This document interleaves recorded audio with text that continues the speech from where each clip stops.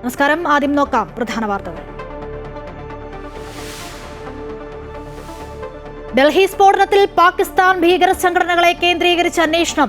ആദിൽ അഹമ്മദിന്റെ സഹോദരൻ മുസഫർ അഹമ്മദ് ഭീകരാക്രമണത്തിന്റെ സൂത്രധാരനെന്ന് സൂചന. സ്ഫോടനക്കേസിൽ മൂന്നാമത്തെ കാർ അൽ ഫലാഖ് സർവകലാശാലയിൽ നിന്നും കണ്ടെത്തി.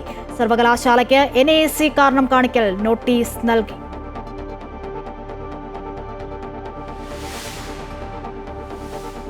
തദ്ദേശ തെരഞ്ഞെടുപ്പ് സ്ഥാനാർത്ഥി നിർണയത്തിൽ യൂത്ത് കോൺഗ്രസിന് അതൃപ്തി. പാർട്ടി 30 വർഷം പുറകിലെന്ന് OJ ജനീഷ്. കടകംപള്ളി സുരേന്ദ്രനെ കടന്നാക്രമിച്ച് തിരുവനന്തപുരത്തെ CPM വിമത സ്ഥാനാർത്ഥി ആനി അശോകൻ. കടകംപള്ളി RSSന്റെയും BJPയുടെയും പണം പറ്റി CPMനെ വിറ്റുജീവിക്കുന്ന നേതാവെന്ന് ആനി അശോകൻ. കോഴിക്കോട് കോർപ്പറേഷനിൽ സംവിധായകൻ VM വിനു കോൺഗ്രസ് സ്ഥാനാർത്ഥി.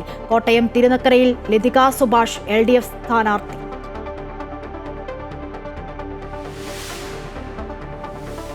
PM ശ്രീയിൽ ഏറ്റുമുട്ടി ഇടത് നേതാക്കൾ. SSK ഫണ്ട് ലഭിച്ചില്ലെങ്കിൽ തനിക്ക് ഉത്തരവാദിത്തമില്ലെന്നും ഇടതുപക്ഷ രാഷ്ട്രീയം CPMനെ ആരും പഠിപ്പിക്കേണ്ടെന്നും മന്ത്രി V ശിവൻകുട്ടി. പഠിപ്പിക്കാൻ താൻ ആളല്ലെന്ന് CPI സംസ്ഥാന സെക്രട്ടറി ബിനോയ് വിശ്വം.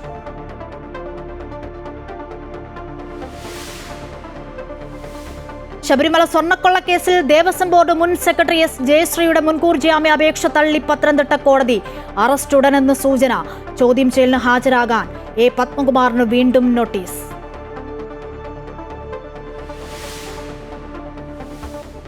ജർമ്മനിയിലെ മ്യൂണിക്കിലെത്തിയ സദ്ഗുരു ശ്രീമാതാ അമൃതാനന്ദമയി ദേവിക്ക് സ്നേഹോഷ്മള സ്വീകരണം. അമ്മയുടെ പുണ്യദർശനം 6 വർഷത്തെ കാത്തിരിപ്പിന് ശേഷം.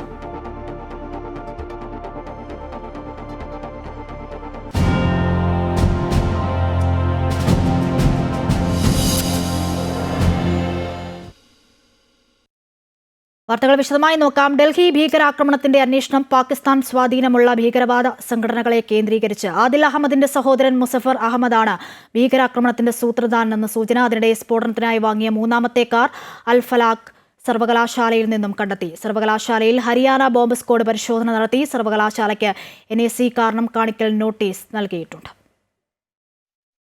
ഡൽഹി ഭീകരാക്രമണത്തിന് പിന്നിലുള്ള മുഴുവൻ ആളുകളെയും വേഗത്തിൽ കണ്ടെത്താനുള്ള ശ്രമത്തിലാണ് ദേശീയ അന്വേഷണ ഏജൻസി.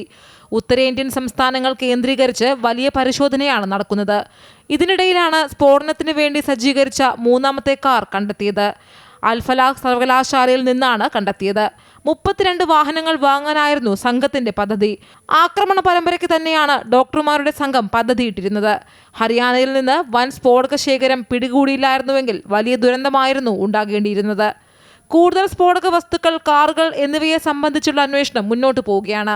സ്ഫോടനത്തിന് പാകിസ്ഥാൻ സ്വാധീനമുള്ള സംഘടനകളുടെ സ്വാധീനം അന്വേഷണ സംഘം സംശയിക്കുന്നുണ്ട്. സ്ഫോടനത്തിന് നേതൃത്വം നൽകിയ ഡോക്ടർ ആദിൽ അഹമ്മദിന്റെ സഹോദരൻ മുസഫർ അഹമ്മദ് ഭീകര സംഘടനകളുമായി ബന്ധം പുലർത്തിയിട്ടുണ്ട് എന്നാണ് നിഗമനം. മുസമ്മിൽ, മുസഫർ എന്നിവർ തുർക്കിയിൽ എത്തിയിരുന്നു എന്നാണ് വിലയിരുത്തുന്നത്. അതേസമയം ആക്രമണത്തിന് മുൻപ് ഉമർ നബി കൊണാക്ട് പ്ലേസിലും എത്തിയിരുന്നു. സ്ഫോടനത്തിന് ഉപയോഗിച്ച അതേ കാറിലാണ് ഉമർ നബി നഗരമധ്യത്തിലൂടെ സഞ്ചരിച്ചത്.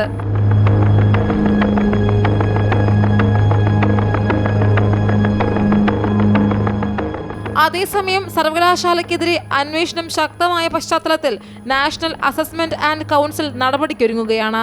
സർവകലാശാലയോട് ഇക്കാര്യങ്ങൾ സംബന്ധിച്ച് NAC വിശദീകരണം ചോദിച്ചിട്ടുണ്ട്. ഡൽഹി ഭീകരാക്രമണം നടത്തിയത് ഉമർ നബിയാണെന്ന് DNA പരിശോധനയുടെ അടിസ്ഥാനത്തിൽ അന്വേഷണ സംഘം സ്ഥിരീകരിച്ചിട്ടുണ്ട്. അമൃത ന്യൂസ്, ന്യൂഡൽഹി. സുരക്ഷാ വീഴ്ചയും രഹസ്യാന്വേഷണ വിഭാഗത്തിന്റെ വീഴ്ചയുമാണ് ചെങ്കോട്ട ആക്രമണത്തിൽ ഉണ്ടായതെന്ന് AICC general secretary KC Venugopal. ഗുരുതരമായ പ്രശ്നമാണ് ഡൽഹിയിൽ നടന്നിട്ടുള്ളത്. ഇതിന്റെ ധാർമ്മിക ഉത്തരവാദിത്വം ഏറ്റെടുത്ത് കേന്ദ്ര ആഭ്യന്തരമന്ത്രി രാജിവെക്കണം. രാജ്യസുരക്ഷ ഉറപ്പാക്കുന്നതിൽ കേന്ദ്ര സർക്കാർ പരാജയപ്പെട്ടുവെന്നും KC വേണുഗോപാൽ പറഞ്ഞു. നമ്മൾ മനസ്സിലാക്കേണ്ടത് ഇവിടെ നടന്നത്, തലസ്ഥാന നഗരത്തിൽ നടന്ന ഈ സ്ഫോടനം എന്ന് പറയുന്നത് ഗുരുതരമായ സെക്യൂരിറ്റി ലാപ്സാണ്, ഇൻ്റലിജൻസ് ലാപ്സുമാണ്. നിങ്ങൾ തന്നെ മാധ്യമങ്ങളിൽ നിന്ന് ഞാൻ മനസ്സിലാക്കിയത് ഇതിന് മുമ്പ് തന്നെ ഇവർ വന്ന് പ്ലാൻ ചെയ്ത് ജനുവരിയിൽ അങ്ങനത്തെ പ്ലാൻ, കഴിഞ്ഞ ജനുവരിയിൽ അങ്ങനത്തെ പ്ലാൻ 3-4 മാസം മുമ്പ് പ്ലാൻ ചെയ്തതാണ്. അപ്പോൾ എവിടെയായിരുന്നു നമ്മുടെ ഇൻ്റലിജൻസ്? എവിടെയാണ് നമ്മുടെ സെക്യൂരിറ്റി സിസ്റ്റം? അപ്പോൾ ഏറ്റവും ഗുരുതരമായിട്ടുള്ള ഒരു പ്രശ്നമാണ് ഡൽഹിയിൽ നടന്നിരിക്കുന്ന ഈ സ്ഫോടനം. മുംബൈ സ്ഫോടനം നടന്നപ്പോൾ അന്ന് ധാർമ്മിക ഉത്തരവാദിത്വം ഏറ്റെടുത്ത് രാജിവെച്ച ആളാണ് അന്നത്തെ ആഭ്യന്തരമന്ത്രി. ഇപ്പോൾ മോറൽ റെസ്പോൺസിബിലിറ്റി ഒന്നുമില്ലേ? എല്ലാ സ്ഫോടനം നടക്കുമ്പോൾ പെഹൽഗാമിലെ നമുക്കെല്ലാവർക്കും അറിയാം, അതും ഗുരുതരമായ സെക്യൂരിറ്റി ലാപ്സാണ്. ഓരോ സ്ഫോടനം നടക്കുമ്പോഴും ആ സ്ഫോടനം നടത്തി കഴിഞ്ഞാൽ ഇനി ആ സെക്യൂരിറ്റി ലിപ്സ് ആവർത്തിക്കില്ല എന്നായിരുന്നു ഗവൺമെൻറ്. ഇപ്പോൾ ഇവിടെ വീണ്ടും ഡൽഹിയിൽ ആവർത്തിച്ചിരിക്കുന്നു. പാകിസ്ഥാൻ ആണ് ഇതിൻ്റെ പിന്നിൽ നിന്നാണ് ഇപ്പം കേട്ടുകൊണ്ടിരിക്കുന്നത്. എവിടെ വെച്ചാണ് പാകിസ്ഥാൻ്റെ ഇന്ത്യയുമായിട്ടുള്ള യുദ്ധം നിർത്താൻ കാരണം എന്തായിരുന്നു ഇപ്പോഴും അറിയില്ല, നമുക്ക് അജ്ഞാതമാണ്. ട്രംപ് പറയുന്നത് പുള്ളി ഇടപെട്ടിട്ടാണെന്നാണ്. ഇവിടെ വെച്ചിട്ടാണ് അവിടെ സീസ് ഫയർ ഉണ്ടായതെന്നുള്ളതിന് ഒരു ക്ലാരിറ്റിയോടുള്ള മറുപടി ഇന്ത്യ ഗവൺമെൻറ് ഇതുവരെ കൊടുത്തിട്ടില്ല. ട്രംപിൻ്റെ അവകാശവാദങ്ങൾ ഇതുവരെ നിഷേധിച്ചിട്ടില്ല. PM ശ്രീ പദ്ധതിയിൽ ഇടതുമുന്നണിയിൽ കലഹം തീരുന്നില്ല. പരസ്പരം ഏറ്റുമുട്ടി നേതാക്കൾ. SSK ഫണ്ട് ലഭിച്ചില്ലെങ്കിൽ തനിക്ക് ഉത്തരവാദിത്തമില്ല എന്നും ഏറ്റെടുക്കേണ്ടവർ ഏറ്റെടുക്കട്ടെ എന്നും ഇടതുപക്ഷ രാഷ്ട്രീയം CPM-നെ ആരും പഠിപ്പിക്കാൻ വരേണ്ട എന്നും CPI-യെ വിമർശിച്ച മന്ത്രി വി ശിവൻകുട്ടി. എന്നാൽ ശിവൻകുട്ടിയുടെ പ്രകോപനത്തിന്റെ കാരണം അറിയില്ലെന്നും അദ്ദേഹത്തെ പഠിപ്പിക്കാൻ താൻ ആളല്ല എന്നും CPI സംസ്ഥാന സെക്രട്ടറി ബിനോയ് വിശ്വം തിരിച്ചടിച്ചു. RSS-നെ പ്രതിരോധിക്കുന്നത് CPM മാത്രമാണെന്ന് സംസ്ഥാന സെക്രട്ടറി MV ഗോവിന്ദനും വ്യക്തമാക്കി. PMCയിൽ നിന്ന് പിന്മാറുന്നതായി കേന്ദ്രത്തിന് സംസ്ഥാനം കത്തയച്ചത് കഴിഞ്ഞ ദിവസമായിരുന്നു. CPI-യുടെ കടുത്ത സമ്മർദ്ദത്തിനൊടുവിലാണ് കത്തയക്കാൻ സർക്കാർ നിർബന്ധിതരായത്. കഴിഞ്ഞ ദിവസം മന്ത്രിസഭായോഗത്തിനു മുൻപ് CPI മന്ത്രിമാർ മുഖ്യമന്ത്രി നേരിട്ട് കണ്ട് ഇക്കാര്യം ആവശ്യപ്പെട്ടിരുന്നു. തുടർന്ന് അതിവേഗത്തിൽ കത്തയക്കുകയായിരുന്നു. പിന്നാലെ LDF-ന്റെ രാഷ്ട്രീയ വിജയമെന്ന് CPI സംസ്ഥാന സെക്രട്ടറി ബിനോയ് വിശ്വം പ്രസ്താവന ഇറക്കിയിരുന്നു. ഇതാണ് മന്ത്രി VN ശിവൻകുട്ടിയെ പ്രകോപിപ്പിച്ചത്. ആരുടെയും രാഷ്ട്രീയ വിജയമല്ല എന്നും ഇടതുപക്ഷ ആശയം CPM-നെ ആരും പഠിപ്പിക്കാൻ വരേണ്ട എന്നുമാണ് വി ശിവൻകുട്ടി വിമർശിച്ചത്. SSK ഫണ്ട് കേരളത്തിന് നഷ്ടമായാൽ മന്ത്രി എന്ന നിലയിൽ തന്നെ ആരും കുറ്റപ്പെടുത്തരുതെന്നും ഉത്തരവാദിത്തം ഏറ്റെടുക്കേണ്ടവർ ഏറ്റെടുക്കട്ടെയെന്നും CPI-ക്ക് മന്ത്രിയുടെ വക ഒളിയമ്പ്. ഇത് ആരുടെയും വിജയത്തിന്റെയും പരാജയത്തിന്റെയും പ്രശ്നമൊന്നുമല്ല. ആരെങ്കിലും ഇടപെട്ടതിന്റെ അടിസ്ഥാനത്തിൽ ഇത് ഏതെങ്കിലും ഒരു കൂട്ടരുടെ വിജയമാണ്, വേറെ ഒരു കൂട്ടരുടെ പരാജയമാണെന്നും ഞാൻ വിശ്വസിക്കുന്നില്ല. എന്നാൽ ശിവൻകുട്ടിയുടെ പ്രകോപനത്തിന്റെ കാരണം അറിയില്ല എന്നും അദ്ദേഹത്തെ പഠിപ്പിക്കാൻ താൻ ആളല്ല എന്നും ബിനോയ് വിശ്വം തിരിച്ചടിച്ചു. SSK ഫണ്ട് നിഷേധിച്ചാൽ നിയമപരമായും രാഷ്ട്രീയമായും നേരിടുമെന്നും ബിനോയ് വിശ്വം പറഞ്ഞു. എന്ത് കാരണമാണെങ്കിലും ശരി, ഈ സമയത്ത് ആര് പ്രകോപനമുണ്ടാക്കിയാലും ആ പ്രകോപനം ഉണ്ടാക്കാൻ ശ്രമിക്കേണ്ടത് എന്റെ പ്രിയപ്പെട്ട സഖാവ് ശിവൻകുട്ടിയാണെങ്കിൽ പോലും പ്രകോപിക്കപ്പെടാൻ CPI ഇല്ല. CPIക്ക് വലുത് LDF രാഷ്ട്രീയമാണ്. എന്നാൽ RSS-നെതിരെ പ്രതിരോധിക്കുന്നത് CPM മാത്രമാണെന്ന് സംസ്ഥാന സെക്രട്ടറി MV ഗോവിന്ദന്റെ വാദം. കേരളത്തിലെ ഇടതുപക്ഷ ജനാധിപത്യ മുന്നണിയാണ് വർഗീയതയ്ക്കെതിരായിട്ട് അതിശക്തിയായ മുന്നേറ്റം നടത്തിയിട്ടുള്ളത്. അതിൽ ഏറ്റവും ശക്തമത്തായ മുന്നേറ്റം നടത്തിയിട്ടുള്ളത് CPM ആണ്. അതേസമയം PMCയുടെ കാര്യത്തിൽ CPM-ഉം CPI-യും നാടകം കളിക്കുകയാണെന്ന് കോൺഗ്രസ് പറയുന്നു. മന്ത്രി പറഞ്ഞത് നിങ്ങൾ മനസ്സിലാക്കിക്കോ. ഫണ്ട് ലഭിച്ചിട്ടില്ലെങ്കിൽ അതിന് ഉത്തരവാദി ഞാനല്ല. ഉത്തരവാദി ആര്? ബിനോയ് വിശ്വം. PMCയെ ചൊല്ലി മുന്നണിയിൽ നേതാക്കൾ പോരടിക്കുമ്പോഴും കേന്ദ്രത്തിന്റെ നിലപാട് എന്താകുമെന്നതാണ് ഇനി അറിയേണ്ടത്. അമൃത ന്യൂസ്, തിരുവനന്തപുരം. PM ശ്രീയിൽ പ്രതികരിക്കാതെ മുഖ്യമന്ത്രി. ചോദ്യം ചോദിച്ച മാധ്യമപ്രവർത്തകനോട് കയർത്ത് പിണറായി വിജയൻ. PM ശ്രീ ചർച്ചയായോ എന്ന ചോദ്യത്തിന് എത്ര വർഷമായി മാധ്യമപ്രവർത്തനം തുടങ്ങിയിട്ട് എന്നായിരുന്നു മുഖ്യമന്ത്രിയുടെ മറുചോദ്യം.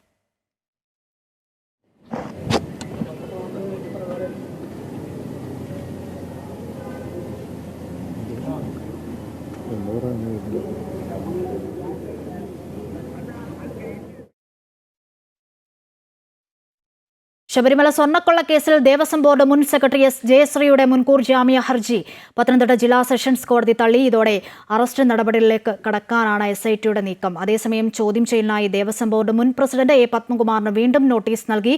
എന്നാൽ അടുത്ത ബന്ധുവിന്റെ മരണാനന്തര ചടങ്ങുകൾ ചൂണ്ടിക്കാട്ടി പത്മകുമാർ ഹാജരാകാൻ കൂടുതൽ സമയം തേടി. തനിക്കെതിരായ ആരോപണങ്ങൾക്ക് അടിസ്ഥാനമില്ലെന്നും ഗുരുതരമായ ആരോഗ്യ പ്രശ്നങ്ങൾ ഉണ്ടെന്നും കാട്ടിയാണ് S ജയശ്രീ പത്തനംതിട്ട ജില്ലാ സെഷൻസ് കോടതിയെ സമീപിച്ചത്.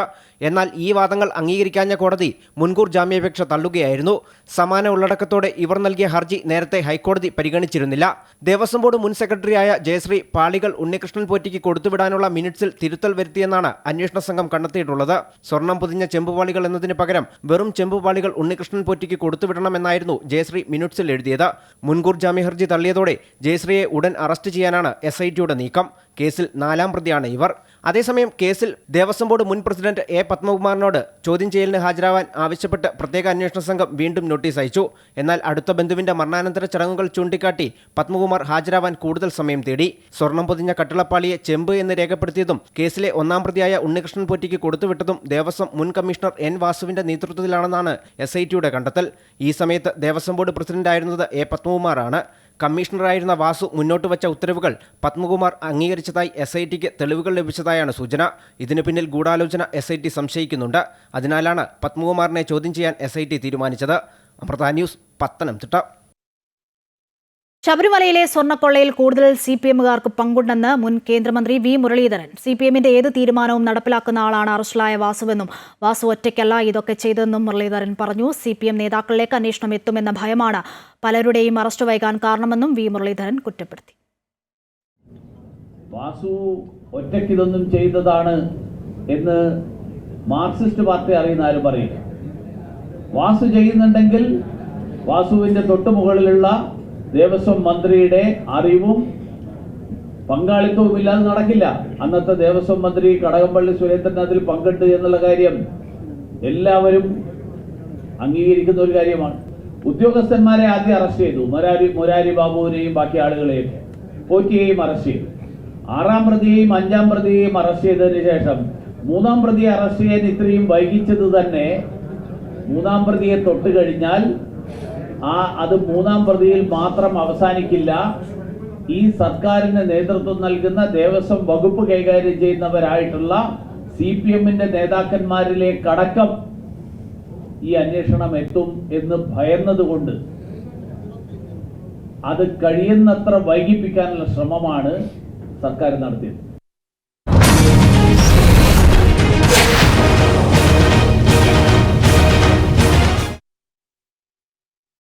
കടകംപള്ളി സുരേന്ദ്രനെ കടന്നാക്രമിച്ച് തിരുവനന്തപുരത്തെ CPM വിമത സ്ഥാനാർത്ഥി ആനി അശോകൻ. RSSന്റെയും BJPയുടെയും പണം പറ്റി CPMനെ വിറ്റുജീവിക്കുന്ന നേതാവാണ് കടകംപള്ളി സുരേന്ദ്രനെന്ന് ആനി അശോകൻ ആരോപിച്ചു. 3.5 പതിറ്റാണ്ടുകാലം പാർട്ടിക്ക് വേണ്ടി കഠിനാധ്വാനം ചെയ്ത പാർട്ടി പ്രവർത്തകയായ തന്നെ സ്ത്രീ എന്ന രീതിയിലും ജാതിയുടെ പേരിലും അധിക്ഷേപിച്ചാണ് കടകംപള്ളി സുരേന്ദ്രൻ സമ്മേളനം നടത്തിയതെന്നും ആനി അശോകൻ പറയുന്നു. താൻ ഇപ്പോഴും CPMലാണെന്നും തന്നെ പുറത്താക്കിയെന്ന് കടകംപള്ളി പറഞ്ഞത് പച്ചക്കള്ളമാണെന്നും ആനി അശോകൻ പറഞ്ഞു.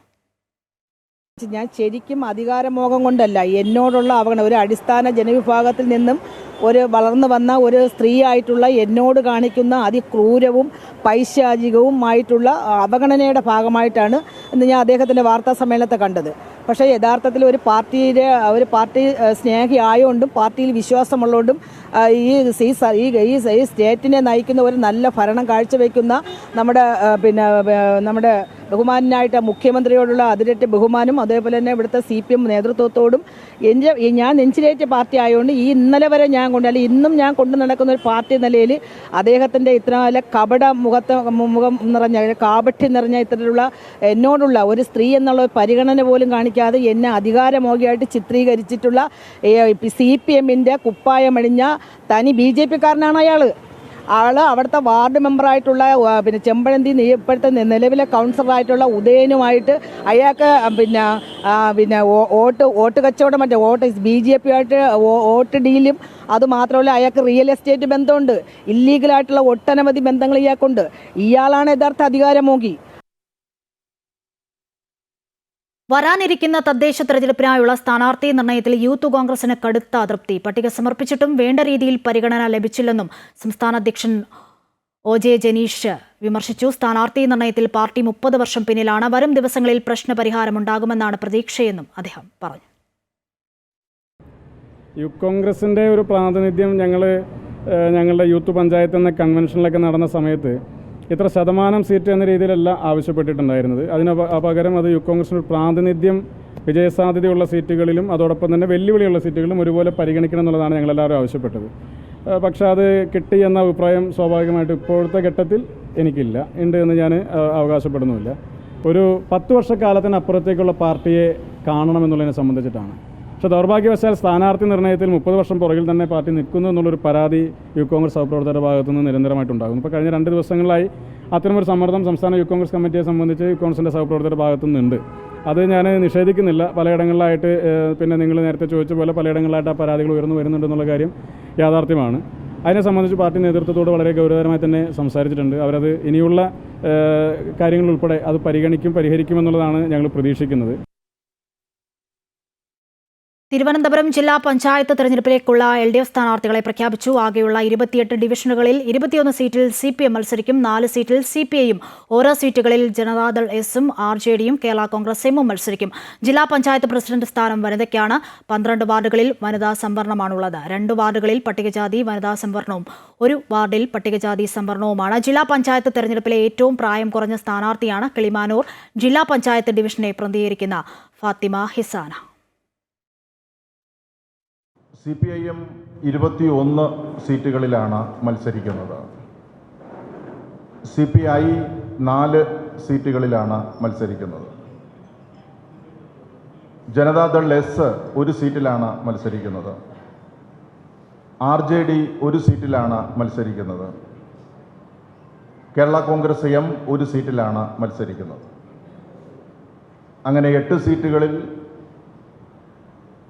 7 സീറ്റുകളിൽ ഘടകകക്ഷിയും 21 സീറ്റുകളിൽ CPIഎമ്മുമാണ് മത്സരിക്കുന്നത്. കോഴിക്കോട് ജില്ലയിൽ ഇടതുപക്ഷം ആദ്യഘട്ട സ്ഥാനാർത്ഥികളെ പ്രഖ്യാപിച്ചു. ജില്ലാ പഞ്ചായത്തിലേക്കുള്ള സ്ഥാനാർത്ഥികളെയാണ് LDF പ്രഖ്യാപിച്ചത്. അതേസമയം കോഴിക്കോട് കോർപ്പറേഷനിലെ 2ാം ഘട്ട സ്ഥാനാർത്ഥി പട്ടികയും UDF പ്രഖ്യാപിച്ചു. UDF പട്ടികയിൽ സംവിധായകൻ VM വിനു ഇടം പിടിച്ചപ്പോൾ യുവനിരയ്ക്കൊപ്പം മുതിർന്ന നേതാക്കളെയും LDF കളത്തിലിറക്കിയിട്ടുണ്ട്.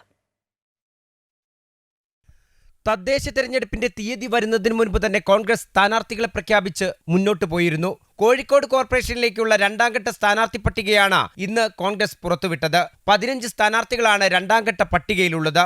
സിനിമാ സംവിധായകൻ VM വിനു കല്ലായിയിലും, KPCC general secretary PM Niyas പാറോപ്പടിയിലും, യൂത്ത് കോൺഗ്രസ് സംസ്ഥാന ജനറൽ സെക്രട്ടറി വൈശാൽ കല്ലാട്ട് എരഞ്ഞിക്കലിലും മത്സരിക്കും. സരോവരത്തെ കണ്ടൽക്കാട് സംരക്ഷണത്തിനായി പോരാടിയ പരിസ്ഥിതി പ്രവർത്തക PM ജീജാബായ്, BCom വിദ്യാർത്ഥിനി NV അഞ്ജന എന്നിവരും മത്സര രംഗത്തുണ്ട്. പുതുമുഖങ്ങളെ ഉൾപ്പെടെ രംഗത്തിറക്കി കോർപ്പറേഷൻ പിടിക്കാനാണ് കോൺഗ്രസിന്റെ ശ്രമം. VM വിനുവിന്റെ സാന്നിധ്യം ഏറെ ശ്രദ്ധേയവും കോഴിക്കോട്ടെ രാഷ്ട്രീയത്തിനപ്പുറമുള്ള പൊതുസമൂഹത്തിന്റെ മനസ്സിന്റെ അംഗീകാരം കൂടി ലഭിക്കുന്ന കാര്യത്തിൽ ഞങ്ങൾക്ക് തർക്കമില്ല. അതേസമയം കോഴിക്കോട് ജില്ലാ പഞ്ചായത്തിലേക്കുള്ള 28 സീറ്റുകളിലെ സ്ഥാനാർത്ഥികളെയാണ് LDF ഇന്ന് പ്രഖ്യാപിച്ചത്. SFI സംസ്ഥാന കമ്മിറ്റിയിൽ നിന്നുള്ള P താജുദ്ദീൻ, മുഹമ്മദ് സാദിഖ് തങ്ങൾ എന്നിവരെ കൂടാതെ ഒളവണ്ണ പഞ്ചായത്ത് പ്രസിഡന്റായി മികച്ച പ്രകടനം കാഴ്ചവെച്ച അഡ്വക്കേറ്റ് M ഷാരുദി തുടങ്ങിയവരടങ്ങുന്ന യുവനിരയ്ക്കൊപ്പം Nasar Kolayi, KK Dineshan, doctor KK Haneefa തുടങ്ങി CPMന്റെ മുതിർന്ന നേതാക്കളും പട്ടികയിലുണ്ട്. RJDക്ക് നൽകിയ 4 സീറ്റുകളിലെ സ്ഥാനാർത്ഥികളെ അടുത്ത ദിവസം പ്രഖ്യാപിക്കും. ഇതിനുശേഷമായിരിക്കും കോഴിക്കോട് കോർപ്പറേഷനിലേക്കുള്ള LDF സ്ഥാനാർത്ഥികളെ പ്രഖ്യാപിക്കുന്നത്. UDF RSSുമായി സന്ധി ചെയ്യുന്നു, ജമാഅത്തെ ഇസ്ലാമിയുമായി കൂട്ടുകൂടുന്നു എന്നുള്ളതെല്ലാമാണ് ഇടതുപക്ഷത്തിന്റെ പ്രചാരണം. RSSന് സമാനമായി മതമൗലികവാദത്തിന് ശക്തമായ വേരോട്ടമുണ്ടാക്കാനുള്ള പ്രവർത്തനങ്ങൾക്ക് നേതൃത്വം കൊടുക്കുന്ന ജമാഅത്തെ ഇസ്ലാമിയുമായി വളരെ പരസ്യമായി കൂട്ടുകൂടിയിട്ടുള്ള UDFന്റെയും വർഗീയ മുഖം കാണിച്ചുകൊണ്ടാണ് ഈ തെരഞ്ഞെടുപ്പിനെ ഞങ്ങൾ കാണുന്നത്. കോൺഗ്രസിന് പിന്നാലെ ഇടതുപക്ഷത്തിന്റെ ആദ്യഘട്ട സ്ഥാനാർത്ഥി പട്ടികയും പുറത്തിറങ്ങിയതോടെ ജില്ലയിലെ പ്രചാരണത്തിന് ചൂട് പിടിച്ചിട്ടുണ്ട്. അമൃത ന്യൂസ്, കോഴിക്കോട്. കാസർഗോഡ് ജില്ലയിൽ LDF നേതൃത്വത്തോടിടഞ്ഞ NCP കാഞ്ഞങ്ങാട് നഗരസഭയിൽ 4 വാർഡുകളിൽ CPMനെതിരായി സ്ഥാനാർത്ഥികളെ നിർത്തുവാൻ തീരുമാനം. ജില്ലാ പഞ്ചായത്ത് പിലിക്കോട് ഡിവിഷനിലും സ്ഥാനാർത്ഥിയെ നിർത്തുവാൻ NCP നേതൃത്വം തീരുമാനിച്ചു. ഇടതുമുന്നണി നേതൃത്വം സീറ്റ് നൽകാത്തതിനെ തുടർന്ന് കാഞ്ഞങ്ങാട് നഗരസഭയിലെ ward 17 Nilankara, 39ാം ward Kanhangad south, പുതിയ വാർഡായ പനങ്കാവ്, വാർഡ് 42 ആവിക്കര എന്നിവിടങ്ങളിൽ സ്ഥാനാർത്ഥികളെ നിർത്തുവാൻ NCP ജില്ലാ ഭാരവാഹികളുടെ യോഗത്തിൽ തീരുമാനമായി. ഇത് സംബന്ധിച്ച നിർണായക യോഗം കാഞ്ഞങ്ങാട് ചേർന്നു. കാഞ്ഞങ്ങാട് നഗരസഭയിൽ NCPക്ക് 2 സീറ്റുകൾ നൽകുമെന്ന് CPM നേതൃത്വം നേരത്തെ NCPS നേതാക്കൾക്ക് ഉറപ്പ് നൽകിയിരുന്നു. CPM നേതൃത്വം മുന്നണി മര്യാദ ലംഘിച്ചെന്ന നിലപാടിലാണ് ജില്ലയിലെ NCP നേതാക്കൾ. നിലവിൽ ഒരു പാർട്ടി മത്സരിക്കുന്ന സീറ്റ് നമുക്ക് ഒരിക്കലും ചോദിക്കാൻ പറ്റില്ല. പക്ഷെ മറിച്ച് നമ്മൾ ആവശ്യപ്പെട്ടത് നമ്മുടെ ഇങ്ങനെ എക്സ്ട്രാ വന്ന സീറ്റുകളിൽ നമ്മൾ പരിഗണിക്കണമെന്നാണ് നമ്മൾ LDF നേതൃത്വമായി അഭ്യർത്ഥിക്കുന്നതും അവിടെ ആവശ്യപ്പെടുകയും ചെയ്യുന്നത്. കാഞ്ഞങ്ങാട് നഗരസഭയ്ക്ക് പുറമെ ജില്ലാ panchayat Pilicode division, Pilicode block panchayat division എന്നിവിടങ്ങളിലും സ്ഥാനാർത്ഥികളെ നിർത്തുവാനാണ് NCP തീരുമാനം. അത്യാവശ്യം NCPക്ക് ശക്തിയുള്ള സ്ഥലങ്ങളുണ്ട്. നമ്മൾ ഉദ്ദേശിച്ച ചില സ്ഥലങ്ങളിൽ വിജയ പരാജയങ്ങളൊക്കെ നിർണ്ണയിക്കാൻ പറ്റുന്ന ചില വാർഡുകളുണ്ട്. ഇത്തരത്തിലൊരു പരിഗണന ലഭിക്കാതെ വരുമ്പോൾ നമ്മൾ അത്തരം കാര്യങ്ങളിലേക്ക് ആലോചിച്ച് മുന്നോട്ട് പോകുമെന്നാണ് പറയാനുള്ളത്. കാഞ്ഞങ്ങാട് നഗരസഭയിലെ വിവിധ വാർഡുകളിൽ ജയപരാജയങ്ങൾ നിശ്ചയിക്കുവാനുള്ള ശക്തി NCPക്കുണ്ടെന്ന് നേതാക്കൾ അവകാശപ്പെട്ടു. അമൃത ന്യൂസ്, കാസർഗോഡ്. ലതിക സുഭാഷ് കോട്ടയത്ത് സ്ഥാനാർത്ഥിയാകുന്നു. NCP ശരത് പവാർ വിഭാഗം നേതാവും കേരള ഫോറസ്റ്റ് ഡെവലപ്മെന്റ് കോർപ്പറേഷൻ ചെയർപേഴ്സണുമാണ് ലതിക സുഭാഷ്. കോട്ടയം നഗരസഭയിലെ 48ാം വാർഡായ തിരുനക്കരയിലാണ് മത്സരിക്കുക. ഈ വാർഡ് NCPക്ക് നൽകാൻ LDFൽ ധാരണയായിരുന്നു. ഇതേ തുടർന്നാണ് ലതിക സുഭാഷിനെ ഈ സീറ്റിലേക്ക് പരിഗണിച്ചത്.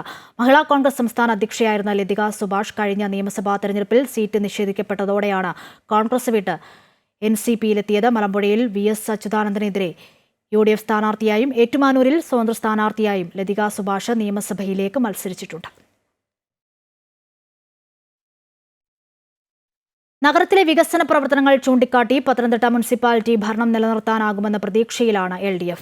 എന്നാൽ സാധാരണക്കാരന് യാതൊരു പ്രയോജനവും ഉണ്ടാകില്ല എന്ന വാദമുയർത്തി ഭരണം ഇത്തവണ പിടിക്കാമെന്ന ശുഭാപ്തി വിശ്വാസത്തിലാണ് UDF. കൂടാതെ സ്വതന്ത്രമായി മത്സരിച്ച് ജയിച്ച് LDFന് പിന്തുണ നൽകിയ Amina Hyderali SDPI പ്രവർത്തകയാണെന്നും SDPI CPIM ബാന്ധവമാണ് ഇതിന് പിന്നിലെന്നും പ്രതിപക്ഷം ആരോപിക്കുന്നു.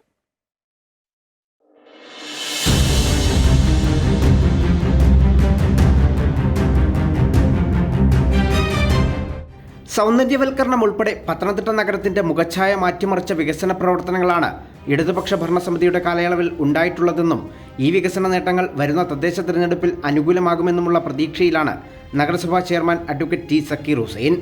പ്രൈവറ്റ് ബസ് സ്റ്റാൻഡും ഹാപ്പിനെസ് പാർക്കും ടൗൺ സ്ക്വയറും സ്മാർട്ട് അംഗനവാടികളും അടക്കമുള്ളവ നേട്ടങ്ങളായി ഇടതുപക്ഷം ഉയർത്തിക്കാട്ടുകയും ചെയ്യുന്നു. ഒരിക്കലും ഇനി സംഭവ്യമല്ല എന്ന് വിചാരിച്ചിരുന്ന ധാരാളം പ്രവർത്തനങ്ങൾ മുനിസിപ്പാലിറ്റിയുടെ ബസ് സ്റ്റാൻഡ് സ്പെഷ്യൽ അസിസ്റ്റൻസ് പ്രോഗ്രാമിലൂടെ നടത്തിയിട്ടുള്ള നിതാന്തമായിട്ടുള്ള നിരന്തര ഇടപെടലുകളുടെ ഭാഗമായിട്ടാണ് ഈ സംസ്ഥാനത്തെ തന്നെ ഏറ്റവും മികച്ച സ്റ്റാൻഡുകളിൽ ഒന്നായി മാറിയത്. അവിടെ തന്നെ ഹാപ്പിനെസ് പാർക്ക് ഉണ്ടായി, ടേക്ക് എ ബ്രേക്ക് ഉണ്ടായി, ഏറ്റവും ഒടുവിൽ കുടുംബശ്രീയുടെ പ്രീമിയം കഫേ ഇപ്പോൾ ഉദ്ഘാടനം ചെയ്യപ്പെട്ടു. അങ്ങനെ എണ്ണി പറയാൻ കഴിയുന്ന ധാരാളം പ്രവർത്തനങ്ങൾ പത്തനംതിട്ട നഗരത്തിൽ നടത്താൻ വേണ്ടി കഴിഞ്ഞു. തദ്ദേശ സ്വയംഭരണ സ്ഥാപനങ്ങൾ നേരിടുന്ന പ്രതിസന്ധികൾ അവതരിപ്പിക്കാൻ ധനകാര്യ കമ്മീഷൻ വിളിച്ചു ചേർത്ത വട്ടമേശ സമ്മേളനത്തിൽ കേരളത്തെ പ്രതിനിധീകരിച്ച് ഡൽഹിയിൽ പങ്കെടുക്കാനായതും നേട്ടമായി നഗരസഭാ അധ്യക്ഷൻ ചൂണ്ടിക്കാട്ടുന്നു. ഇന്ത്യയിൽ തന്നെ ഫിനാൻസ് കമ്മീഷൻ ആദ്യമായിട്ട് നടത്തിയിട്ടുള്ള റൗണ്ട് ടേബിൾ കോൺഫറൻസിൽ കേരളത്തെ തന്നെ പ്രതിനിധീകരിച്ചുകൊണ്ട് പത്തനംതിട്ടയ്ക്ക് ഡൽഹിയിൽ പങ്കെടുക്കുന്നതിനും നിർദ്ദേശങ്ങൾ വെക്കുന്നതിനായിട്ടും ഉള്ള സാഹചര്യങ്ങളുണ്ടായി. വികസനത്തിന്റെ കാര്യത്തിൽ കക്ഷി രാഷ്ട്രീയം ഇല്ല എന്നുള്ള നിലയിലേക്കാണ് ഇതിന്റെ പ്രവർത്തനങ്ങൾ പോയത്. അതുകൊണ്ട് തന്നെ ഏറെ മാതൃകാപരമായ നിലയിൽ ഈ പ്രവർത്തനങ്ങളെല്ലാം പൂർത്തീകരിക്കാനായിട്ട് നഗരസഭാ കൗൺസിലിന് കഴിഞ്ഞു എന്ന ചാരിതാർത്ഥ്യമാണ് ഉള്ളത്. എന്നാൽ നഗരസഭയ്ക്ക് കീഴിൽ വരുന്ന പ്രദേശങ്ങളിലെ ജലദൗർലഭ്യമടക്കം ചൂണ്ടിക്കാട്ടിയാണ് പ്രതിപക്ഷം തെരഞ്ഞെടുപ്പിനെ നേരിടാനൊരുങ്ങുന്നത്. സാധാരണക്കാരന് പ്രയോജനപ്പെടുന്ന യാതൊരു വികസന പ്രവർത്തനങ്ങളും നഗരസഭയിൽ നടന്നിട്ടില്ല എന്നും UDF ആരോപിക്കുന്നു. പത്തനംതിട്ട നഗരസഭാ ഭരണം യാതൊരുവിധമായ വികസനവുമില്ലാതെ പുരോഗതിയില്ലാതെ 5 വർഷം തികച്ചും പാഴാക്കി കളഞ്ഞു. ജനങ്ങളുടെ ന്യായമായ ആവശ്യങ്ങളൊന്നും തന്നെ പൂർത്തീകരിക്കാൻ കഴിയില്ല. നഗരസഭയിലെ ഒരു ബസ് സ്റ്റാൻഡിന്റെയോ അല്ലെങ്കിൽ ഒരു ടൗൺ സ്ക്വയറോ നിർമ്മിച്ചു എന്ന് പറഞ്ഞുകൊണ്ട് ഊറ്റം കൊള്ളുകയാണ്. സാധാരണക്കാരായ ജനങ്ങൾക്ക് പ്രയോജനമുള്ള എന്തെങ്കിലും കാര്യങ്ങൾ ചെയ്യാൻ സാധിച്ചോ? കുടിവെള്ള പ്രശ്നം രൂക്ഷമാണ്, റോഡുകളുടെ പ്രശ്നം രൂക്ഷമാണ്, തെരുവിളക്കുകൾ കത്തുന്നില്ല, അബാൻ മേൽപ്പാലം പണിഞ്ഞിട്ട് ഇപ്പോൾ 4 മാസമായി, അത് പൂർത്തീകരിക്കാൻ കഴിയുന്നില്ല. ഇതെല്ലാം ഈ ഭരണസമിതിയുടെ ചേർന്ന സഹായത്തോടുകൂടി ചെയ്യേണ്ടതാണ്. പക്ഷെ ഇതൊന്നും ചെയ്യാൻ സാധിക്കാത്ത അവസരത്തിലേക്ക് കാര്യങ്ങൾ പോകുന്നു. അപ്പൊ ഇതിനെതിരെയുള്ള ജനങ്ങളുടെ ഒരു പ്രതിഷേധം ഈ തെരഞ്ഞെടുപ്പിൽ ഉണ്ടാകും. കേരളത്തിൽ വികസന പ്രവർത്തനങ്ങൾ നടക്കാത്ത നഗരങ്ങളിലൊന്ന് പത്തനംതിട്ടയാണെന്നും SDPIയുമായി CPMന് അന്തർധാരയുണ്ടെന്നും പ്രതിപക്ഷം ആരോപിക്കുന്നു. എന്നാൽ ഈ ആരോപണങ്ങൾ തികച്ചും വാസ്തവരഹിതമാണെന്നും സ്വതന്ത്ര അംഗങ്ങളുടെ പിന്തുണയാണ് ഭരണസമിതിക്ക് ഉള്ളതെന്നും CPM പറയുന്നു. SDPI CPM ബന്ധമെന്ന കോൺഗ്രസ് ആരോപണം കൊണ്ടായിരുന്നു പത്തനംതിട്ട മുനിസിപ്പാലിറ്റി മുൻപ് വാർത്തകളിൽ നിറഞ്ഞത്. 3 സ്വതന്ത്രരുള്ളതിൽ ആമിന ഹൈദരലിക്ക് SDPI ബന്ധമുണ്ടെന്നായിരുന്നു കോൺഗ്രസിന്റെ ആരോപണം. തദ്ദേശ തെരഞ്ഞെടുപ്പ് സമാഗമമാകുന്ന സാഹചര്യത്തിൽ ആരോപണ പ്രത്യാരോപണങ്ങളുമായി നേരിടുകയാണ് കോൺഗ്രസും CPMും. അമൃത ന്യൂസ്, പത്തനംതിട്ട.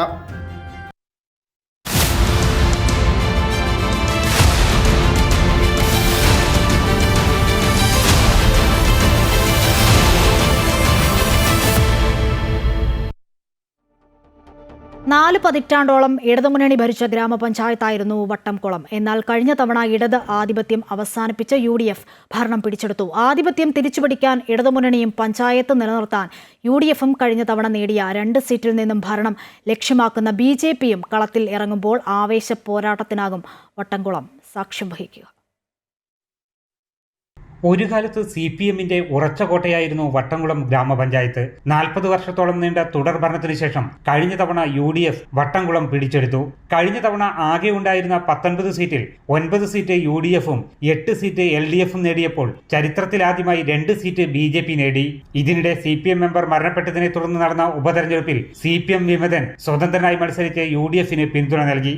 ഇത്തവണ ഭരണം നിലനിർത്താൻ UDF-ഉം നഷ്ടപ്പെട്ട ആധിപത്യം തിരിച്ചുപിടിക്കാൻ ഇടതുപക്ഷവും അരയും തലയും മുറുക്കി രംഗത്തുണ്ട്. അതേസമയം സീറ്റുകളുടെ എണ്ണത്തിൽ വലിയ മുന്നേറ്റം ഉണ്ടാക്കാനാകുമെന്ന പ്രതീക്ഷയിൽ BJP-യും കളത്തിൽ സജീവമാണ്. പഞ്ചായത്തിൽ നടപ്പിലാക്കിയ വിവിധ പദ്ധതികൾ നേട്ടമാകുമെന്ന പ്രതീക്ഷയിലാണ് UDF. ജില്ലയിൽ തന്നെ വളരെ വിപ്ലവകരമായിട്ടുള്ള മാറ്റങ്ങളാണ് നടത്തിയത്. ഏകദേശം 568ഓളം ലൈഫ് ഭവന പദ്ധതിയുമായി ബന്ധപ്പെട്ടുകൊണ്ട് വീടുകൾ നൽകാൻ ഗ്രാമപഞ്ചായത്തിന് സാധിച്ചു. നമ്മളെ സംബന്ധിച്ചിടത്തോളം ഒട്ടേറെ വികസന പ്രവർത്തനങ്ങളാണ് നമ്മൾ കഴിഞ്ഞ പഞ്ചായത്ത് തെരഞ്ഞെടുപ്പിനെ നേരിടുന്ന സമയത്ത് നമ്മുടെ പ്രകടന പത്രികയിൽ പറഞ്ഞ ഏകദേശം 90% കാര്യങ്ങൾ നടപ്പാക്കാൻ നമുക്ക് സാധിച്ചു. ജനങ്ങളുടെ വിഷയങ്ങൾ 100% അറിഞ്ഞുകൊണ്ട് പ്രവർത്തിക്കുന്ന ഒരു ഭരണസമിതിയാണ്. ആ ഭരണസമിതിയെ സംബന്ധിച്ചിടത്തോളം ജനങ്ങളുടെ വിഷയങ്ങളിലേക്ക് ഇറങ്ങിച്ചെന്നുകൊണ്ട് ഈ കഴിഞ്ഞ 5 വർഷക്കാലം പ്രവർത്തിക്കാൻ ഞങ്ങൾക്ക് സാധിച്ചിട്ടുണ്ട്. അപ്പോൾ ആ വികസന പ്രവർത്തനം കഴിഞ്ഞ 45 കൊല്ലമായിട്ട് CPM ഭരണസമിതിക്ക് ചെയ്യാൻ കഴിയാത്ത കാര്യമാണ് 5 വർഷക്കാലത്തിനകം ഞങ്ങൾ ചെയ്തു വെച്ചിട്ടുള്ളത്. അത് ജനങ്ങൾ നല്ലവണ്ണം ഉൾക്കൊള്ളുകയും അതോട് സഹകരിക്കുകയും ചെയ്തിട്ടുണ്ട്. അത് തന്നെയാണ് ഞങ്ങളുടെ ഏറ്റവും വലിയ പ്രതീക്ഷ. എന്നാൽ ശക്തമായ സംഘടനാ സംവിധാനവും നിലവിലെ ഭരണസമിതിയോടുള്ള എതിർപ്പും നഷ്ടപ്പെട്ട ഭരണം തിരിച്ചുപിടിക്കാൻ വഴിയൊരുക്കുമെന്ന് CPM-ഉം കരുതുന്നു. രാഷ്ട്രീയ സംവിധാനങ്ങളിൽ വളരെ അനുകൂലമായ ഒരു സാഹചര്യമാണ് LDF-നുള്ളത്. താൽക്കാലികമായി തട്ടിക്കൂട്ട് നിലവിൽ വന്നിട്ടുള്ള UDF-ന്റെ ഭരണത്തിനെതിരെ, അവരുടെ അഴിമതിക്കെതിരെ, വാഗ്ദാന ലംഘനങ്ങൾക്കെതിരെ വ്യാപകമായ അതിർത്തി വന്നിട്ടുണ്ട്. ഒരു സംശയമില്ല, നല്ല ഭൂരിപക്ഷത്തിന് ഇടതുപക്ഷ ജനാധിപത്യ മുന്നണിക്ക് ഈ പഞ്ചായത്തിൽ അധികാരത്തിൽ വരാൻ കഴിയും എന്ന കാര്യത്തിൽ ഒരു തർക്കമില്ല. നിലവിലെ 2 മെമ്പർമാർ അവരുടെ വാർഡുകളിൽ കൊണ്ടുവന്ന വികസന പ്രവർത്തനങ്ങൾ കൂടുതൽ വാർഡുകളിൽ വിജയം കൊണ്ടുവരുമെന്ന് BJP-യും പ്രതീക്ഷിക്കുന്നു. വളരെയധികം മികച്ച രീതിയിലാണ് 2 മെമ്പർമാരുടെയും ഈ 5 വർഷ കാലയളവ് ജനങ്ങൾ വിലയിരുത്തിയിട്ടുള്ളതെന്ന് നമുക്ക് നിസ്സംശയം പറയാൻ സാധിക്കും. തീർച്ചയായിട്ടും പല കാര്യങ്ങൾക്കും മുന്നിൽ നിന്നുകൊണ്ട് മറ്റുള്ള മെമ്പർമാരെക്കാൾ കുറച്ചും കൂടി നല്ല രീതിയിൽ നമുക്ക് നമ്മുടെ വാർഡുകളിൽ പ്രവർത്തിക്കാൻ സാധിച്ചിട്ടുണ്ട്. തീർച്ചയായിട്ടും ഈ വരുന്ന തദ്ദേശ തെരഞ്ഞെടുപ്പിൽ ഈ 2 മെമ്പർമാരുടെയും പ്രവർത്തനം ജനങ്ങൾ വിലയിരുത്തിയതാണ്. BJP ഈ ഒരു തദ്ദേശ തെരഞ്ഞെടുപ്പിൽ മത്സരിക്കുന്നത് വട്ടംകുളം ഗ്രാമപഞ്ചായത്ത് ഭരണം പിടിക്കുക എന്നുള്ള ഒറ്റ ലക്ഷ്യം മുന്നിൽ കണ്ടുകൊണ്ടാണ്. പ്രാദേശിക വിഷയങ്ങൾക്കൊപ്പം രാഷ്ട്രീയവും ചർച്ചയാകുന്ന തെരഞ്ഞെടുപ്പിൽ മികച്ച സ്ഥാനാർത്ഥികളെ നിർത്തി നേട്ടമുണ്ടാക്കാനുള്ള ശ്രമത്തിലാണ് 3 മുന്നണികളും. അമൃത ന്യൂസ്, മലപ്പുറം. കോഴിക്കോട് കോൺഗ്രസിൽ വീണ്ടും രാജി. കോൺഗ്രസ് നടക്കാവ് മണ്ഡലം സെക്രട്ടറി ധനേഷാണ് രാജിവെച്ചത്. UDF-ന്റെ വികസന വിരുദ്ധ നിലപാടിൽ പ്രതിഷേധിച്ചാണ് രാജി. നിലവിൽ LDF-നൊപ്പം ചേർന്ന് പ്രവർത്തിക്കാനാണ് ധനേഷിന്റെ തീരുമാനം. അതേസമയം നടക്കാവിലെ കോൺഗ്രസ് കൗൺസിലർ നേരത്തെ രാജിവെച്ചിരുന്നു. കുട്ടനാട്ടിൽ നോക്കുകൂലി തർക്കം. നെൽ കർഷകരെ ചൂഷണം ചെയ്ത് CATU-INTUC യൂണിയനുകൾ. ദമ്പതികളായ കർഷകർ ഉൽപ്പാദിപ്പിച്ച നെൽ സ്വയം ചാക്കുകളിൽ നിറച്ചിരുന്നു. ഇതിന് നോക്കുകൂലി വേണമെന്നാണ് യൂണിയനുകളുടെ ആവശ്യം. നോക്കുകൂലി നൽകിയില്ലെങ്കിൽ നെല്ല് ലോറികളിലേക്ക് കയറ്റില്ലെന്ന യൂണിയൻ ചുമട്ടുതൊഴിലാളികൾ അറിയിച്ചതായി കർഷകർ പറയുന്നു.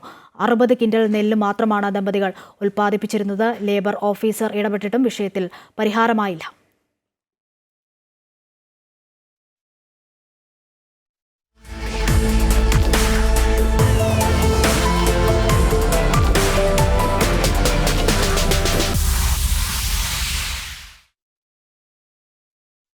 ബീഹാർ നിയമസഭാ തെരഞ്ഞെടുപ്പിന്റെ വോട്ടെണ്ണൽ നാളെ. മികച്ച വിജയം നേടി ഭരണം നിലനിർത്തുമെന്നാണ് NDA ക്യാമ്പ് പറയുന്നത്. അതേസമയം എക്സിറ്റ് പോളുകൾക്കപ്പുറത്തേക്ക് വലിയ നേട്ടമുണ്ടാക്കാൻ കഴിയുമെന്നാണ് മഹാസഖ്യത്തിന്റെ അവകാശവാദം. രാവിലെ 8 മുതലാണ് വോട്ടെണ്ണൽ ആരംഭിക്കുന്നത്.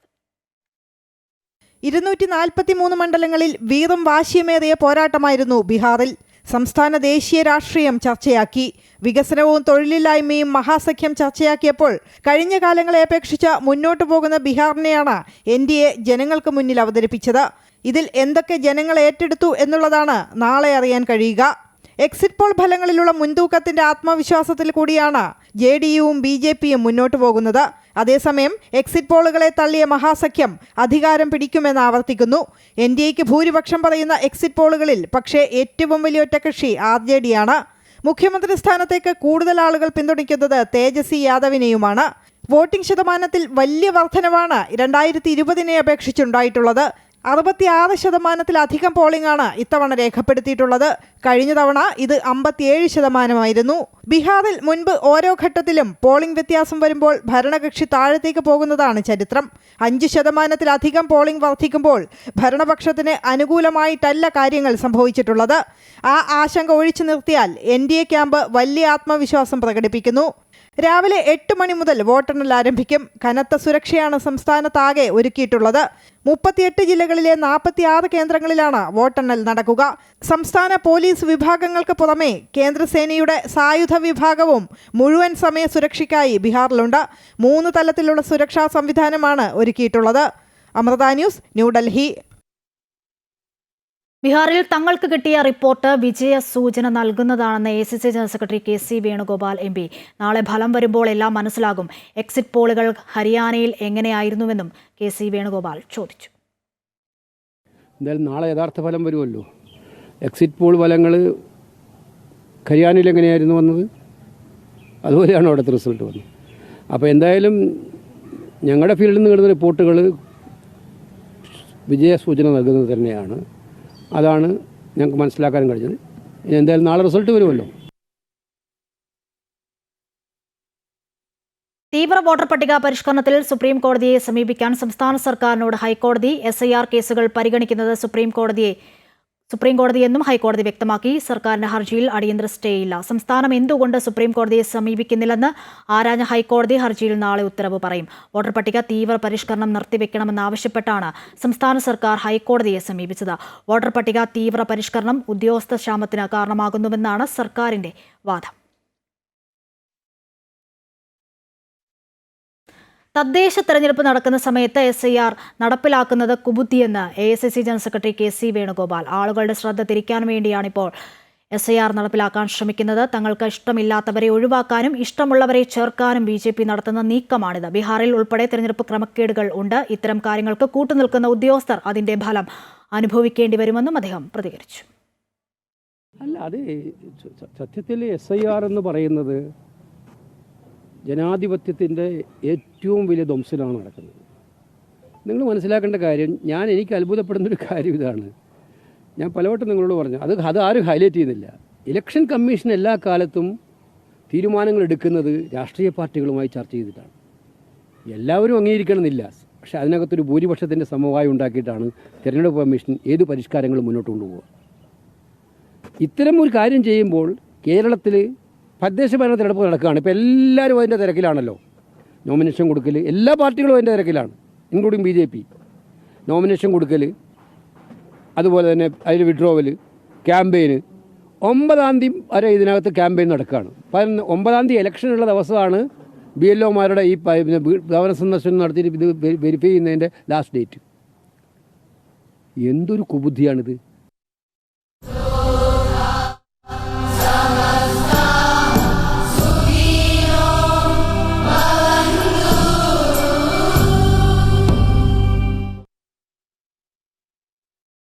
ജർമ്മനിയിലെ മ്യൂണിക്കിലെത്തിയ സദ്ഗുരു ശ്രീ മാതാ അമൃതാനന്ദമയി ദേവിക്ക് സ്നേഹോഷ്മള സ്വീകരണം. അമ്മയുടെ പുണ്യദർശനത്തിന് 6 വർഷത്തെ കാത്തിരിപ്പിലായിരുന്നു മക്കൾ.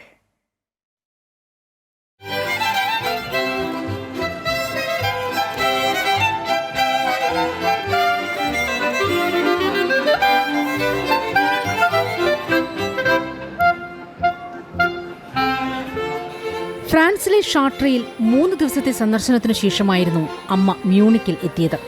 6 വർഷത്തിനിപ്പുറം ഈസ്ബാക്ക് സ്റ്റുഡിയോയിൽ അമ്മ എത്തിയപ്പോൾ അതൊരു സ്നേഹ സംഗമമായി. പരമ്പരാഗത ജർമ്മൻ സംഗീതത്തിന്റെ അകമ്പടിയോടെ പുഷ്പഹാരങ്ങളുമായി മക്കൾ അമ്മയെ വരവേറ്റു.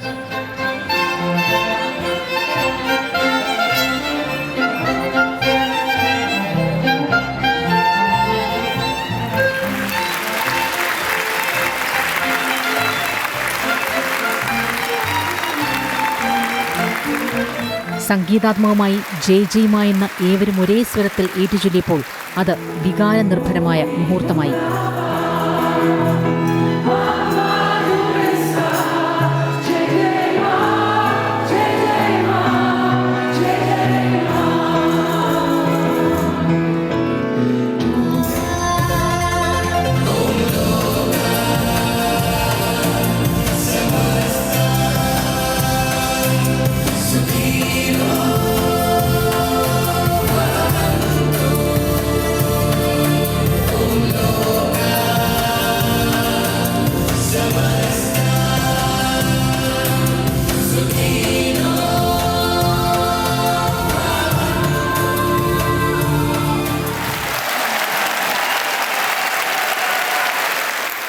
ജർമ്മൻ പാർലമെന്റ് അംഗം ലിസ പോസ്, പ്രശസ്ത നടൻ തോമസ് ഷ്മൂസ, എഴുത്തുകാരി താനിയ സിഹോഫർ അടക്കമുള്ള പ്രമുഖർ അമ്മയെ ഹാരാർപ്പണം ചെയ്ത് സ്വീകരിച്ചു.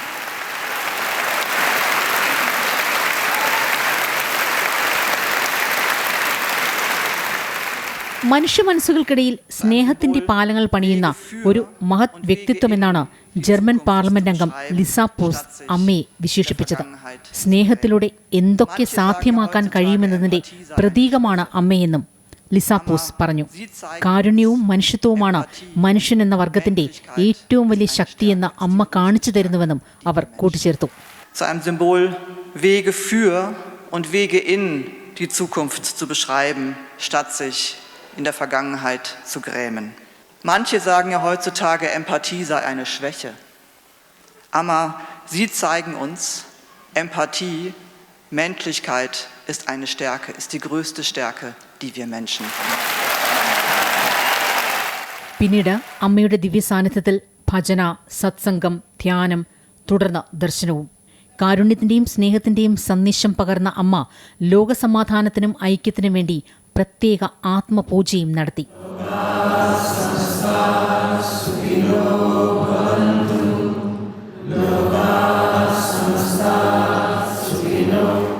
നമ്മുടെ ഹൃദയങ്ങളിൽ സ്നേഹത്തിന്റെയും വിശ്വാസത്തിന്റെയും ദീപം തെളിയിക്കാൻ ശ്രമിക്കണമെന്നും അപ്പോൾ ലോകത്ത് യുദ്ധങ്ങളും അക്രമങ്ങളും കലഹങ്ങളും ഉണ്ടാകില്ലെന്നും അമ്മ സത്സംഗത്തിൽ ഓർമ്മിപ്പിച്ചു. കൊടും തണുപ്പിനെ അവഗണിച്ചാണ് പിഞ്ചു കുഞ്ഞുങ്ങളും പ്രായമായവരുമെല്ലാം പരിപാടിയിൽ പങ്കെടുക്കാനായി എത്തിയത്. അമ്മയെ ഒന്ന് കാണുന്നതിനും സാന്ത്വന സ്പർശത്തിനുമായി മണിക്കൂറുകളോളമാണ് മക്കൾ കാത്തുനിന്നത്. ഒട്ടും മുഷിപ്പില്ലാതെ പരമ്പരാഗത നൃത്തച്ചുവടുകൾ ചവിട്ടി ആ നിമിഷങ്ങളൊക്കെയും അവർ സന്തോഷകരമാക്കി.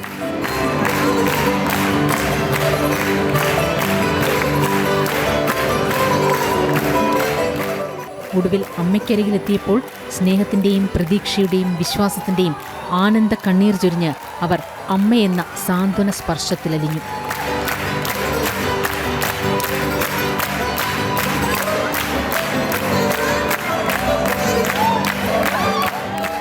ഇറ്റലിയിലെ പിയാസെൻസയിലാണ് അമ്മയുടെ അടുത്ത പരിപാടി. News desk, Amrita TV. ഈ ശിശുദിനത്തിൽ സംസ്ഥാന ശിശുക്ഷേമ സമിതി പുറത്തിറക്കുന്ന സ്റ്റാമ്പിൽ Kozhikode Feroke government girls higher secondary സ്കൂളിലെ 9ാം ക്ലാസ് വിദ്യാർത്ഥിനി VK വൈഗ വരച്ച ചിത്രമാണുള്ളത്. സനാത ബാല്യം, സംരക്ഷിത ബാല്യം എന്ന വിഷയത്തെ ആസ്പദമാക്കി നടന്ന മത്സരത്തിൽ 296 പേരെ പിന്നിലാക്കിയാണ് വൈഗയുടെ ചിത്രം സ്റ്റാമ്പിനായി തിരഞ്ഞെടുത്തത്. മാതൃത്വത്തിന്റെ കരുതലും പിതൃത്വത്തിന്റെ കാവലും കുഞ്ഞുങ്ങളെ ചിറകിലൊളിപ്പിച്ച തള്ളക്കോഴിയിലൂടെയും പൂവൻ കോഴിയിലൂടെയുമാണ് വൈഗ ആവിഷ്കരിച്ചത്. സ്റ്റാമ്പ് ശിശുദിനത്തിൽ മുഖ്യമന്ത്രി പുറത്തിറക്കും. നമസ്കാരം. ഈ ശിശുദിനത്തിൽ സംസ്ഥാന ശിശുക്ഷേമ സമിതി പുറത്തിറക്കുന്ന സ്റ്റാമ്പിൽ VK വൈഗ വരച്ച ചിത്രമാണുള്ളത്. VK Vaiga Feroke higher secondary സ്കൂളിലെ 9ാം ക്ലാസ് വിദ്യാർത്ഥിനിയാണ് അല്ലേ? എത്രാം ക്ലാസ് മുതൽ വരയ്ക്കുന്നുണ്ട്? 4-5 വയസ്സ് മുതൽ. ഈ പ്രാവശ്യത്തെ മുദ്രാവാക്യം എന്ന് പറയുന്നത് സനാത ബാല്യം സംരക്ഷിത ബാല്യം എന്നുള്ളതായിരുന്നു. എന്താണ് വരച്ചത്? ഈ കോഴിക്കുഞ്ഞുങ്ങളെ സംരക്ഷിക്കുന്ന കോഴിയമ്മയും ഒപ്പം പൂവൻ കോഴിയും. അപ്പൊ തന്നെ ഒരു പരുന്ത് റാഞ്ചാനായിട്ട് നിൽക്കുകയാണ്. അതെ. എങ്ങനെയാണ് അങ്ങനെ ഒരു ആശയം മനസ്സിലേക്ക് വരുന്നത്? സംരക്ഷിത ബാല്യം എന്നാണല്ലോ മാതാപിതാക്കളൊക്കെ ഉള്ള ഒരു സംരക്ഷിത ബാല്യം. അപ്പോൾ എല്ലാവരും അത് മനുഷ്യന്മാരായിരിക്കും വരക്കുക. അപ്പോൾ കുറച്ച് ഡിഫറെൻ്റ് ആയിട്ട് ക്രിയേറ്റീവായിട്ട് ചിന്തിച്ചപ്പോൾ ഇങ്ങനെ കോഴീനെ വരച്ചു. പിന്നെ ഇപ്പൊ പൊതുവേ ഉള്ള എല്ലാ ന്യൂസിലും ഇങ്ങനെ കാണലുണ്ട്, ഈ 6 മാസമായ കുട്ടീനെ വാഷിംഗ് മെഷീനിൽ ഇട്ട് കൊല്ലുക, അങ്ങനെയൊക്കെ ഓരോന്നും കേട്ടപ്പം ഒന്ന് മാറ്റി ചിന്തിച്ച് വരച്ചു. മൃഗങ്ങളിലൂടെ എങ്ങനെയാണ് ഈ ഒരു അച്ഛനും അമ്മയും മക്കളൊക്കെ ഉള്ള സ്നേഹം പറയാന്നുള്ളത്? മനുഷ്യന്മാർക്ക് അതൊരു മാതൃകയായിട്ട് കാണിക്കുക. ഏതൊക്കെ മത്സരങ്ങളിൽ ഇതിനു മുമ്പ് പങ്കെടുത്തിട്ടുണ്ട്?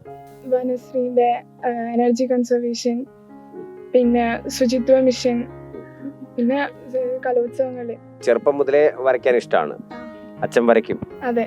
അങ്ങനെയാണോ ഈ ഒരു ഇതിലേക്ക് വരുന്നത്? ആ, അച്ഛമ്മയും വരയ്ക്കും. അപ്പൊ ഒരു വരയ്ക്കുന്ന അല്ലെങ്കിൽ ചിത്രകലകളെ ഇഷ്ടപ്പെടുന്ന ഒരു കുടുംബമാണ്. ആരൊക്കെയാണ് വീട്ടിലുള്ളതൊന്ന് പരിചയപ്പെടുത്തും? അച്ഛൻ, അമ്മ, അനിയത്തി, അച്ഛമ്മ, ചിറ്റ, അമ്മായി. അച്ഛൻ Aneesh VK Toyota Kundayithode work ചെയ്യുന്നു. അമ്മ ഷിബി KP പാളയം ലൈബ്രറി കൗൺസിലിൽ വർക്ക് ചെയ്യും. അനിയത്തി Vamika saint Francis English medium സ്കൂളിൽ 1st സ്റ്റാൻഡേർഡ്. ഏതായാലും മുഖ്യമന്ത്രിയാണ് ഈ സ്റ്റാമ്പ് പുറത്തിറക്കാൻ വേണ്ടി പോകുന്നത്. അതിന്റെ എക്സൈറ്റ്മെന്റ് ഉണ്ടാ? എന്തായാലും ശിശുദിനത്തിൽ ഈ ഒരു സ്റ്റാമ്പ് പുറത്തിറങ്ങുകയാണ്. വൈഗ കൂടുതൽ ചിത്രങ്ങൾ വരച്ച് കൂടുതൽ പ്രശസ്തിയിലേക്ക് എത്തട്ടെ എന്ന് ആശംസിക്കുകയാണ്.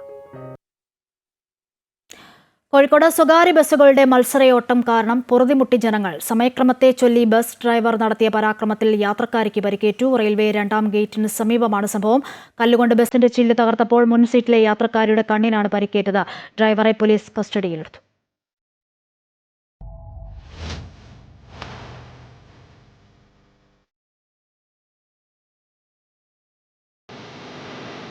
സമയം തെറ്റിയാൽ പിന്നെ മരണപ്പാച്ചിലാണ്. ജീവൻ പണയം വെച്ച് വേണം യാത്രക്കാർ ബസ്സിലിരിക്കാൻ.